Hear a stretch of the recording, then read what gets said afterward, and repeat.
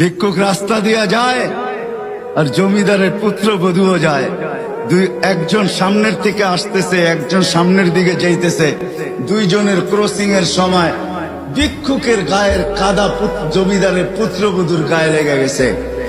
সে দুনিয়া আন্দার করে ফেলছে, স্বামীকে টাইকা নিয়ে আসছে, বলছে ভিক্ষুক আমার কাপড় নষ্ট করে দিছে। সে শুধু ভিক্ষুক ছিল না, বৃদ্ধ ছিল। বৃদ্ধ ছিল না শুধু, জীর্ণ ছিল, শীর্ণ ছিল। শরীরে কাপড় ছিল না, ফাটা চিরা কাপড় ছিল। পায়ে জুতা ছিল না, পেটে ভাত ছিল না। জমিদারের পুত্র সইতে পারে নাই, যৌবনী শক্তি সয়তো সয় কি কইরা তার স্ত্রীর গায়ে ভিক্ষুকের কাদা। বস সমগ্র শক্তিকে হাতে একত্র করা বৃদ্ধের গালে বসায়।